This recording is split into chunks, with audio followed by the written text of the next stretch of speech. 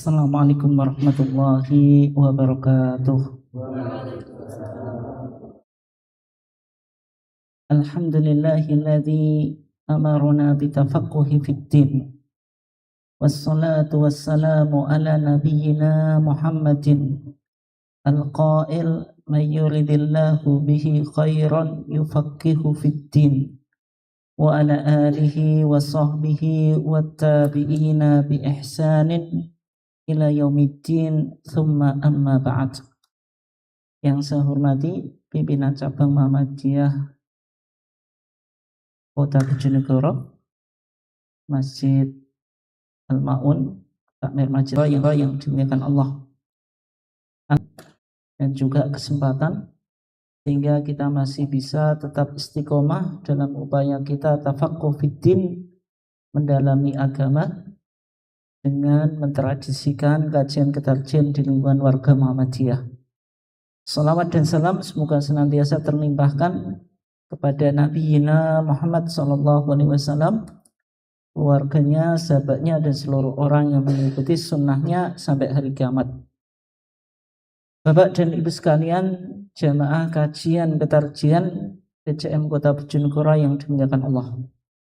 Insyaallah pada kajian kita pada malam hari ini akan mengupas topik yang berkaitan dengan refleksi Idul Adha 1447 Hijriah.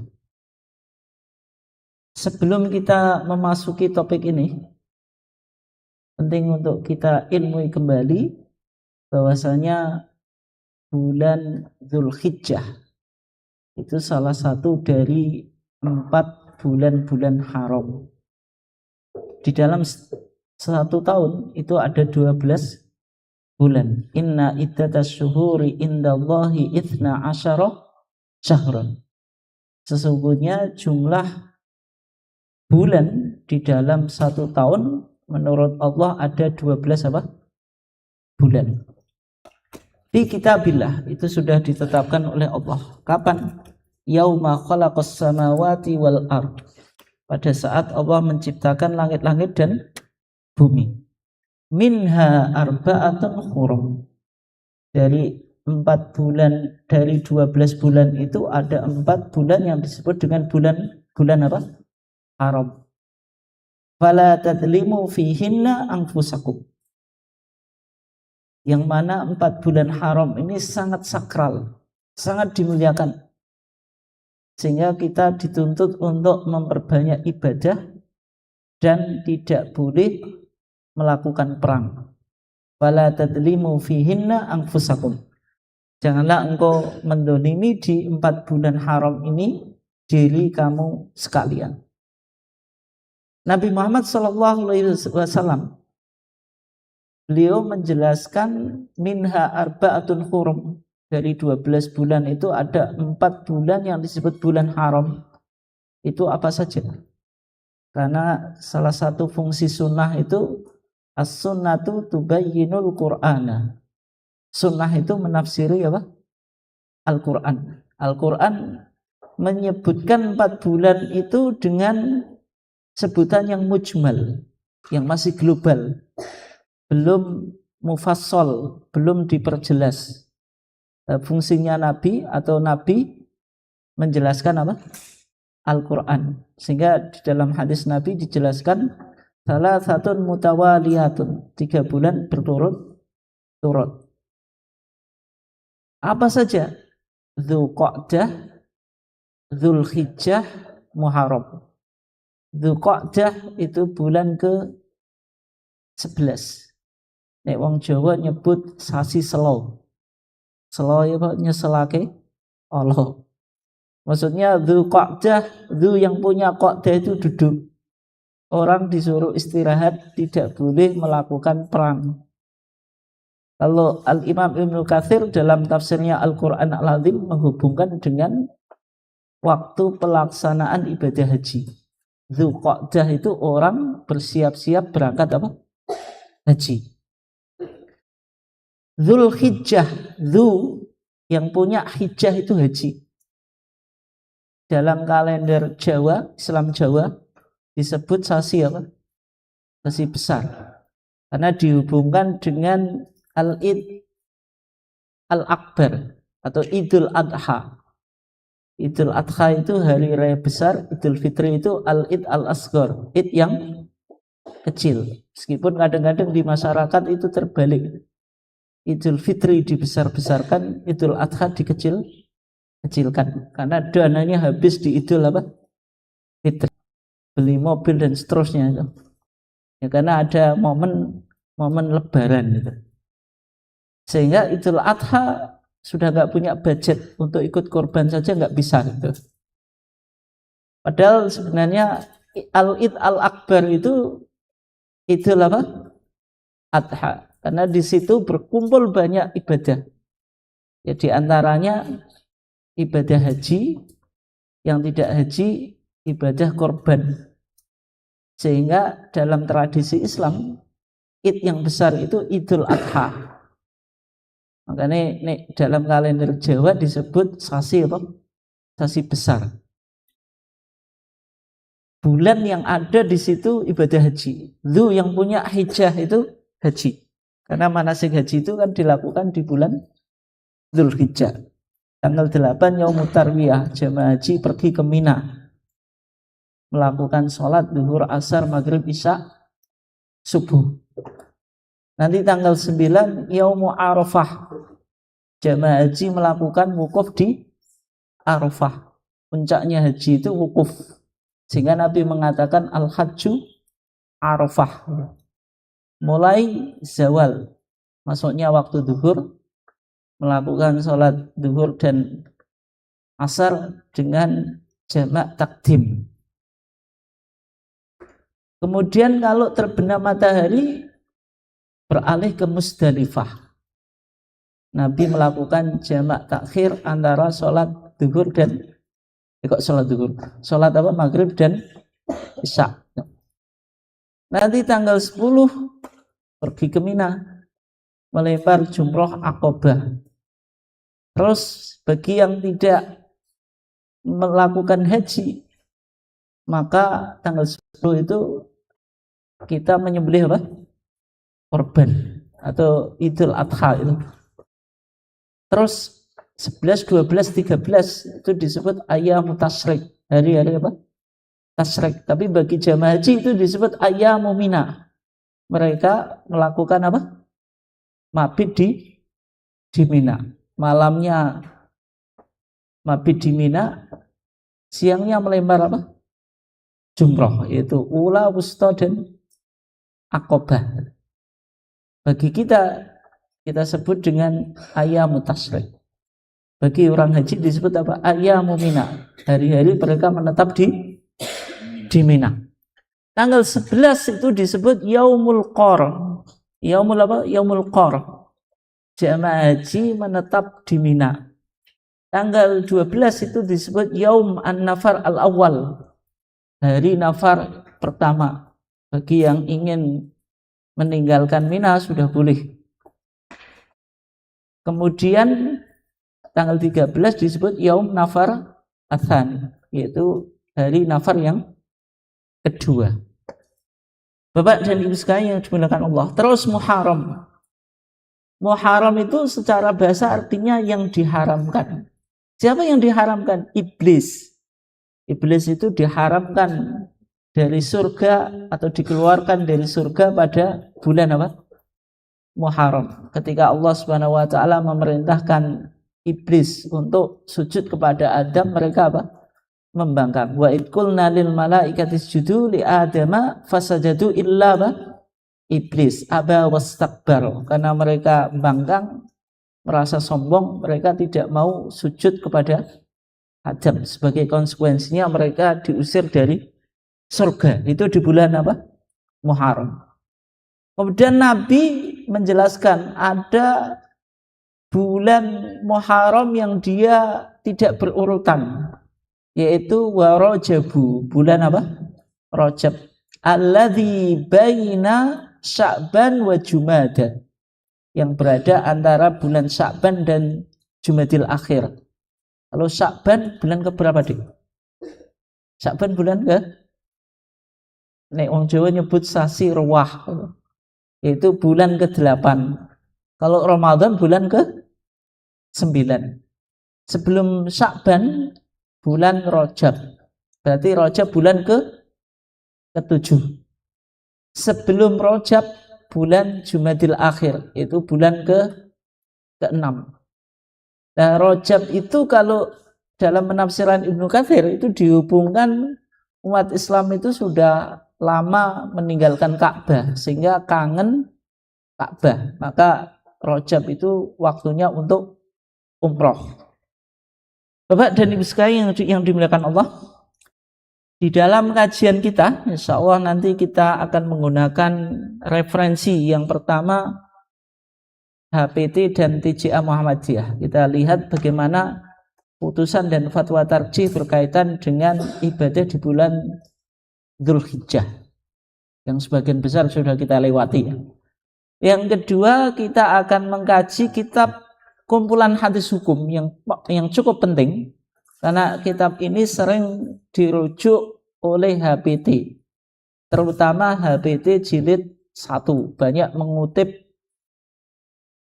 hadis-hadis dari kitab ini, namanya Muntaqal Akhbar atau Al-Muntaqa fil Ahkam Asy-Syar'iyyah min Kalami Khairil Bariyah yang ditulis oleh Asy-Syaikh Al-Allamah Syekhul Hanabilah Majduddin Abul Barakat Abdussalam Ibn Abdullah Ibn Abi Qasim Ibn Taimiyah Al-Harani atau kakeknya Ibnu Taimiyah. Ini kitab yang isinya kumpulan hadis-hadis hukum. Di atasnya kitab Bulughul Maram. Kalau Bulughul Maram itu kan sangat populer di kalangan masyarakat gitu. Pokoknya ngaji hadis hukum ya pasti rujukannya apa? Bulughul Maram yang ditulis oleh Al-Hafidz Ibnu Hajar Al-Asqalani. Tapi ada kitab yang lebih luas dan lebih banyak hadisnya daripada Bulughul Maram, meskipun juga sama-sama bicara tentang hadis-hadis hukum, yaitu kitab Muntaqal Akhbar yang ditulis oleh Ibnu Taimiyah Al-Jaddu, kakeknya Ibnu Taimiyah. Makanya di dalam HPT jilid 1 kita sering temui kutipan hadis dari kitab Muntaqal Akhbar. Nah, kitab ini yang kita nanti akan jadikan rujukan untuk mengkaji tentang refleksi Idul Adha 1447 Hijriah. Bapak dan Ibu sekalian yang dimuliakan Allah, di dalam bulan Dzulhijjah itu hari yang sangat istimewa, itu tanggal 1 sampai 13. Tanggal 1 sampai apa? 13.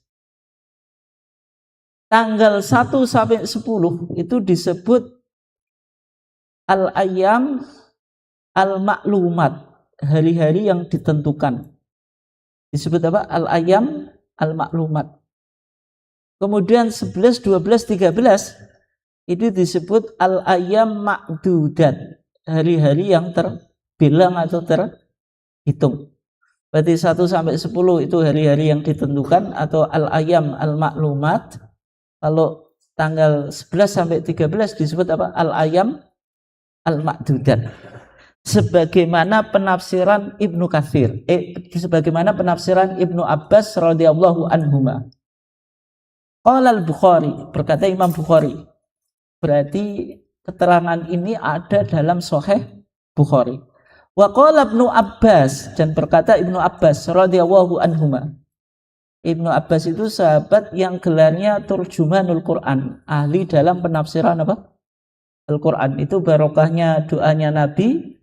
Nabi sudah mendoakan Ibnu Abbas sejak kecil, didoakan Nabi apa? Allahumma faqihu fiddin wa alimhu ta'wila. Ya Allah, pahamkanlah Ibnu Abbas dalam masalah agama dan ajarkanlah kepada dia apa? Takwil, yaitu ilmu dalam menafsir Al-Quran. Sehingga di kalangan sahabat yang terkenal dalam penafsiran Quran itu siapa? Ibnu Abbas. Wadkurullaha fi ayyamin ma'lumat, dan ingatlah kamu kepada Allah di hari-hari yang maklumat, yang ditentukan. Cumanya Ibnu Abbas ketika menyebut ayat ini Itu dikritik Pak Bu. Yang ayatnya kan wayat kurusmallahi fi ayami maklumat. Tapi sama Ibnu Abbas dibaca wadkurullaha fi ayamin maklumat. Yang menjadi pertanyaan, apakah Ibnu Abbas tidak hafal Quran? Kan nggak mungkin gitu. Nah, ketika Ibnu Abbas membaca ayat wayat kurusmallahi fi ayami maklumat, itu Ibnu Abbas dia mengucapkan Al-Quran secara makna, bukan secara apa? Bukan secara lafdun. Karena tidak mungkin kita pahami Ibnu Abbas itu tidak hafal Al-Quran. Meskipun ayatnya bukan wadkurullaha fi ayami maklumat, tapi apa? Wa yadkurusmallahi fi ayamin maklumat. Tapi sama Ibnu Abbas dibaca apa? Wadkurullaha fi ayamin maklumat. Ayamul asri. Hari-hari yang ditentukan ini adalah 10 hari yang pertama daripada bulan Dzulhijjah. Terus wal ayam al ma'dudat, sebagaimana firman Allah wadkurusmallahi fi ayami ma'dudat, itu maksudnya apa? Ayyamut tasyrik, itu hari-hari apa? Tasyrik. Sehingga tanggal 1 sampai 10 itu disebut ayam maklumat, hari-hari yang ditentukan. 11, 12, 13 itu disebut apa? Ayam ma'dudat. Bapak dan Ibu sekalian yang dimuliakan Allah, pentingnya apa? Kita mengetahui hari-hari dari tanggal 1 sampai 10, kemudian nanti 11 sampai 13. 1 sampai 10 ini kita dianjurkan untuk memperbanyak amal soleh. Tidak ada hari yang dicintai oleh Allah yang mana seseorang itu melakukan amal soleh kecuali dia Bapak, tanggal 1 sampai 10. Nabi bersabda, ma min ayyamin al-amalu as-salihu fiha ahabbu ilallah min hadhil ayam. Tidaklah ada amalan yang berupa amal soleh yang sangat dicintai oleh Allah melebihi hari-hari ini, yakni ayyam al-asri, yaitu tanggal 1 sampai 10 apa? Dzulhijjah. Qalu ya Rasulullah walal jihadu fisabilillah. Maka sahabat bertanya kepada Rasulullah, ya Rasulullah, apakah itu melebihi pahala jihad di jalan Allah? Qala walal jihad fisabilillah. Nabi menjawab, iya, amal soleh di tanggal 1 sampai 10 itu melebihi jihad di jalan Allah. Illa rajulan, kecuali seseorang. Ini dengarkan Pak Bu, menarik ini hadis ini. Kharaja binafsihi wa malihi. Dia pergi jihad dengan jiwanya dan hartanya. Tsumma lam yarji min dzalika bisyai'in. Terus pulang enggak bawa apa-apa. Jadi berangkat bawa nyawa dan apa? Harta. Pulang jihad, nyawanya hilang, hartanya apa? Habis gitu. Jadi orangnya pulang tinggal apa? Tinggal nama gitu. Itu kalau perspektif dunia itu rugi atau enggak Pak? Rugi tuh. Budal gawa nyawa, gawa bondo, mulai gak gawa apa? Gak gawa apa? Hartanya habis, ludes. Nyawanya juga melayang. Nah, amalan yang seperti ini dalam perspektif Allah, amalan yang luar biasa karena pelakunya disebut apa? Syahid. Syahid. Kalau orang syahid berangkat perang bawa jiwa dan harta, pulang nggak bawa apa, itu pahalanya melebihi amal soleh di tanggal 1 sampai 10 bulan apa?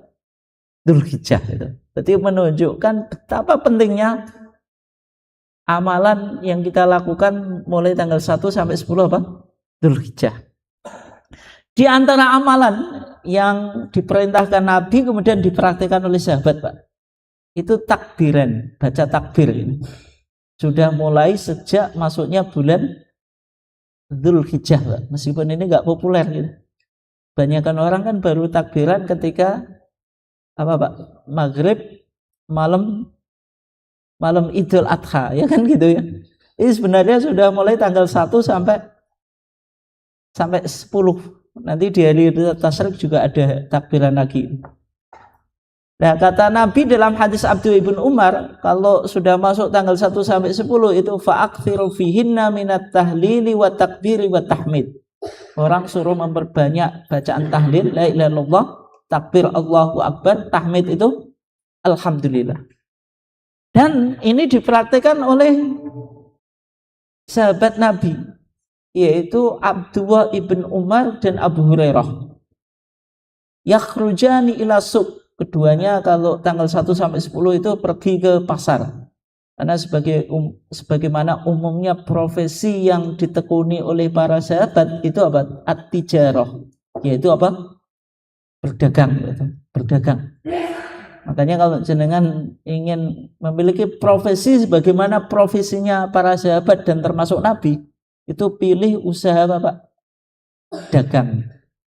Tapi kalau jenengan ingin berprofesi yang mana profesi itu profesi yang paling mulia, yang banyak tawakalnya dan banyak sodakohnya, itu profesi jadi apa? Petani. Kalau petani itu kan banyak tawakalnya. Kenapa? Pak Yatigo, anak udan toga kan hanya berharap kepada Allah, tandurane nanti hidup atau mati. Berarti petani itu banyak apa? Banyak tawakal. Yang kedua, petani banyak sodakoh gitu. Yaitu apa? Tanamannya yang dimakan oleh binatang itu jadi apa, Pak? Sedekah gitu. Jadi sodakoh itu, Pak. Meskipun ya wong sing sebenarnya kan ya gak rela, Pak. Tapi kalau dimakan dinilai apa? Dinilai sodakoh gitu. Misalnya apa, Pak? Pari dipangan manompret itu sodakoh, Pak. Meskipun tetap disuruh apa? Ikhtiarnya nenek manompret ya apa? Digurak. Nanti nek jenengan tadi katanya sodakoh dibeno ya, Pak. Ya akhirnya ya rapanen. Dimakan tikus itu kan sodakoh itu. Tetapi ya tentu harus apa? Ikhtiar. Itu profesi apa? Petani.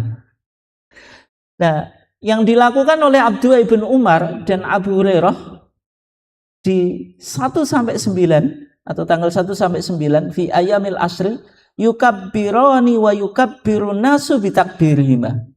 Keduanya mengucapkan takbir dan diikuti oleh orang-orang yang di pasar juga sama apa, Pak? Takbiran. Oleh sebab itu fatwa tarjih ketika menjawab apakah takbiran dengan berjamaah itu bid'ah atau tidak, jawabannya tidak, Pak. Meskipun ada sebagian kelompok yang pandangannya agak ketat, Pak, mengatakan takbiran berjamaah dengan dikomando oleh satu suara, Pak, itu disebut bid'ah. Kenapa kok bid'ah? Apa bedanya takbiran dengan paduan suara? Karena ranek beda nih. Karena paduan suara itu kan ada dirjennya. Masa ibadah kok apa, Pak? Kayak paduan apa? Suara. Oleh sebab itu dihukumi apa? Bid'ah. Tapi dalam fatwa Majelis Tarjih tidak bid'ah. Kenapa tidak bid'ah? Karena itu dipraktekkan Abdullah ibn Umar dan Abu Hurairah. Ketika mereka tanggal 1 sampai 10 itu pergi ke pasar, mereka di pasar apa? Takbiran. Kemudian diikuti oleh penduduk pasar atau orang-orang yang ada di pasar. Berarti kan takbirnya kan apa, Pak? Yaitu secara berjamaah gitu. Nah, kemudian praktik takbir ini, Pak, kenapa kok nggak populer di Indonesia? Karena di Indonesia itu bermadzhab apa?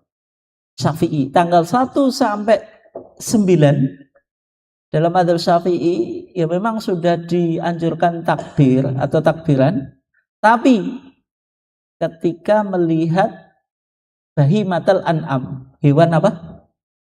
Ternak, yaitu unta, sapi atau kambing. Jadi kalau kita lihat sapi atau kambing itu sunahnya apa? Baca takbir. Kalau tanggal 1 sampai 10 atau 9. Itu ya. Atau yasma' sautaha, atau mendengar apa? Suaranya. Suaranya kambing gimana, Dik? Nih suaranya sapi. Nanti kalau dengan apa dengar suara kayak gitu itu sunnah apa? Takbir. Tapi kalau mazhab Hambali dan juga tarjih Muhammadiyah, Pak, mulai tanggal 1 itu sudah dianjurkan memperbanyak apa? Takbir gitu. Gitu. Tetapi putusan tarjih ini juga belum populer di kalangan Muhammadiyah, Pak. Dan belum banyak orang memperbanyak apa? Bacaan apa? Takbir. Kemudian kalau tanggal 9 sampai akhir hari tasyrik secara khusus min subhi yaumi arafah, dari subuh apa? Dari setelah subuh hari apa? Arafah tanggal 9 ila asri akhiri ayami tasyrik, sampai asar akhir hari apa? Tasyrik. Itu disunahkan membaca takbir yang disebut dengan takbir apa? Muqayyad, dibaca setelah apa? Sholat. Ini penting, Pak, ini penting gitu. Meskipun ini hasil putusan Garut 1976, Pak. Sudah 1976. Tapi saya amati di Masjid Muhammadiyah, Mushola Muhammadiyah itu belum menjadi budaya gitu. Takbir, mulai takbiran apa? Setelah sholat maghrib apa? Yaitu malam Idul Adha. Ada kejadian, Pak, kemarin saya diceritain takmir gitu. Dan salah satu masjid, biasanya saya diundang di situ, Pak, untuk ngisi kajian tarjih ya. Saya jelaskan tentang takbir muqayyad. Takbir muqayyad di Idul Adha yang dibaca setelah sholat itu mulai subuh tanggal 9 Arafah, tanggal 9 Dzulhijjah atau Yaumu Arafah, sampai setelah asar akhir hari apa? Tasyrik. Dipraktikkanlah sama imam itu. Ketika selesai sholat subuh hari Arafah, yang malamnya kan apa, sahur gitu. Subuhan pagi itu imamnya setelah sholat itu mulai takbiran, Pak. Salah satu anggota takmir juga yang nggak pernah ikut ngaji tarjih, Pak, langsung ngadeg protes, kijik poso kok podo takbiran. Akhirnya Pak pelincing gitu, dianggap ini ajaran baru, Pak. Nah itu gara-gara apa? Nggak pernah ngaji apa? Tarjih. Nah, sebenarnya takbir muqayyad di Muhammadiyah itu sama dengan madzhab Syafi'i waktunya gitu. Ya, karena kan ada politik identitas, Pak. Nek gak podo, nek gak beda wi koyoke gak apik gitu. Makanya apa? Biar nggak sama, maka dalam takbir muqayyad ya tidak harus persis apa yang diperhatikan di masyarakat atau sesuai madzhab apa? Syafi'i. Tapi sebenarnya dalam konteks takbir muqayyad itu apa? Sama antara pandangan tarjih dengan madzhab apa? Syafi'i. Bapak dan Ibu sekalian yang dimuliakan Allah.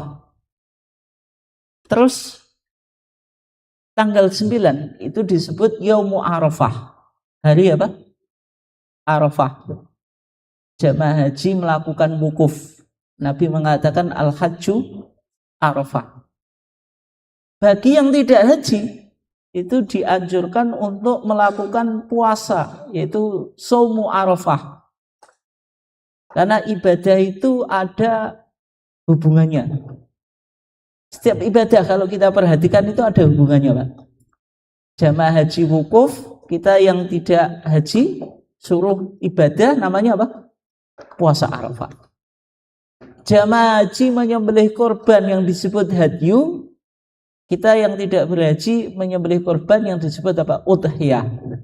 Karena ada hubungannya gitu. Muadzin mengumandangkan azan, kita yang mendengarkan suruh apa? Menjawab. Antara satu ibadah dengan yang lainnya itu ada apa? Hubungannya gitu. Nah, maka Nabi ketika Yaumul Arafah menganjurkan supaya umatnya melakukan puasa yang disebut puasa apa? Arafah. Ketika Nabi ditanya dalam hadis Abu Qatadah Al-Ansori, Nabi menjawab, yukaffiru sanatain. Puasa Arafah itu menghapus dosa 2 tahun. Madhiatan wa mustaqbalatan. Tahun yang sudah lewat dan akan apa? Datang. Yang menjadi pertanyaan, Pak, makna takfir itu, yukafir atau kafir atau kufron itu lahir dari kata ini bahasa Inggris itu, to cover. Cover itu kan menutupi. Artinya dosa yang kita lakukan itu ditutupi atau dihapus. Kalau dosa itu sudah kita lakukan, yaitu di tahun yang sudah lewat, itu rasional. Kalau dosanya apa? Dihapus. Tapi kalau tahun yang akan datang, kita saja belum melakukan dosa kok dihapus. Itu maknanya gimana, Pak? Makanya maknanya apa? Maknanya Allah akan ngasih taufik kalau orang itu tahun depan nggak akan apa? Nggak akan melakukan dosa. Kalaupun melakukan dosa akan ditunjukkan amalan yang bisa menghapus apa? Dosa. Itu kira-kira maknanya kayak gitu ya. Ada banyak penafsiran, itu salah satu yang dikemukakan oleh para ulama. Tapi Ibnu Abbas itu lebih menarik lagi, Pak. Kata Ibnu Abbas apa? Hadi busra. Ini kabar gembira bagi orang yang berpuasa Arafah, tahun depan dia masih hidup. Tahun depan masih apa? Hidup. Lah kok bisa? Ini rasional, Pak. Kalau tahun depan Allah akan menghapus dosanya, berarti orang ini masih hidup atau sudah meninggal? Ya masih hidup. Dia kan potensi punya dosa. Cumanya sama Allah apa? Akan diampuni. Berarti orang ini kan pasti tahun depan masih hidup.